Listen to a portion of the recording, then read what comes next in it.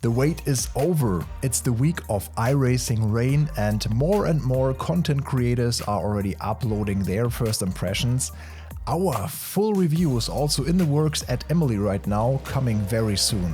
Before that, I wanted to quickly address a concern that I have seen as a top comment under almost every iRacing social media post regarding that topic. Will the Tempest weather system in all its glory drastically reduce your FPS? Will you need to upgrade your CPU and GPU? I know there are millions of hardware and settings combinations out there, but at least I want to give you an idea of what to expect under certain circumstances and what my personal experience was when comparing dry and rainy scenarios. The result is surprising. You're watching Overtake, I'm Michel, and for this comparison I have chosen two car and track combinations with AI racing that are among the most hardware intensive with the largest FPS differences during a lap. The recently added Mugello track and of course Daytona with its huge grandstands and many light sources, especially during night races. As a basis for the following test, here is the data of my sim setup. We are running on triple screens with a resolution of 7680 by 1440, which is probably at the higher end in terms of requirements. We have an RTX 4080 graphics card paired with a Ryzen 9 5900X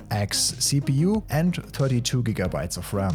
My goal in iRacing usually is to hit 90 FPS plus to maintain a lower render latency to have the lowest input lag possible. That said, iRacing tends to lose a lot of FPS when you are on the grid, starting the race, approaching corners or areas with more detail, or the grandstands. This is especially true on the two tracks we chose for this test, where I'm happy to maintain a minimum of 60 FPS under all circumstances. This is also the value I have set up for the dynamic rendering. My graphics settings in iRacing are also far from high. This is what has worked best for me so far with the system I have. We start with Mugello in the GT3 fields, where even on a dry track I have to fight for the 60 FPS when there are a lot of cars around me, especially earlier in the race. At the start I deliberately let the AI pass so we can demand the maximum computing power from the system and compare the visibility right before the start and also for the rain later on. In the second section of the track there are brief periods of 80 FPS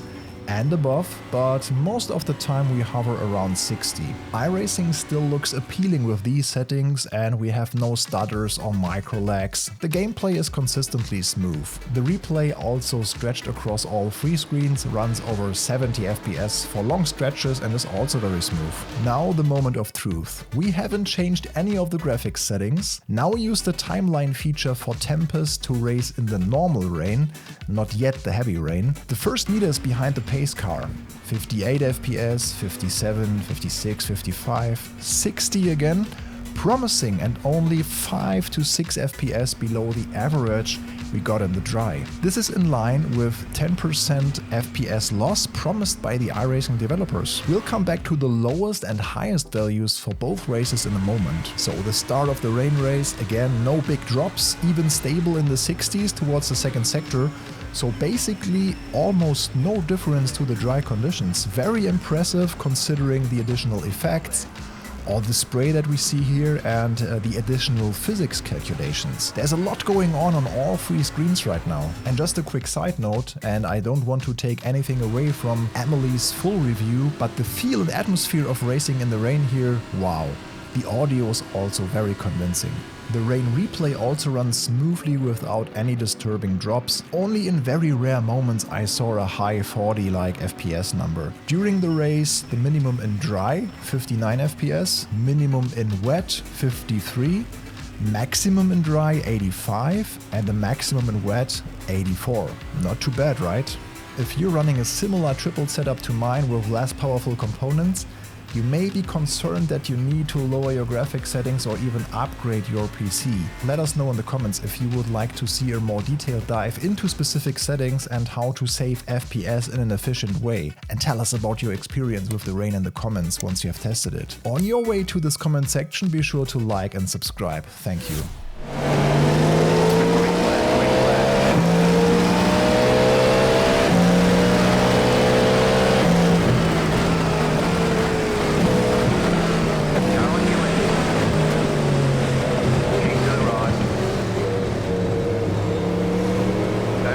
Off to Daytona, a track that showcases crowded and detailed areas with high system resource demands, but also has some corners with less stuff, reflecting some older or less crowded iRacing tracks that are less demanding. And it shows during the first lap around 60 FPS again during the start procedure to 130 plus sometimes in the steep corner. That's a huge difference. Overall, I'd say the performance was slightly better than in Mugello, but keep in mind that I have grandstands and pit objects on low detail, which helps a lot in Daytona. Let's see how it works in heavy rain. First of all, the visibility is zero. If you are directly behind an opponent, always look for a small gap to gain some visibility. This is going to be crazy in online racing. It requires a lot of practice. FPS wise, I experienced more situations with less than 50 FPS this time. The heavy rain setting seems to require a little more power from your computer than the normal rain. But again, you have no time to even think about it until you spin because of a hard-to-see puddle. Daytona minimum FPS in dry 55, minimum in wet 45, maximum in dry 140, maximum in wet 120. It was still absolutely drivable, especially when you were away from the heavier traffic. But what happens when we do the same thing at night with more light sources, reflections and so on? The short answer, no major difference I could measure compared to daylight heavy rain. That's a good thing. So what is the learning? A 10% performance loss, sometimes with heavy rain especially a bit more, is at least accurate for my use case. And other Overtake members have reported similar results. It seems that the developers of iRacing have taken their time to release this major rain update as polished and optimized as possible. Thanks for watching and have a nice day. Here you can watch the next iRacing video from our channel. See you next time.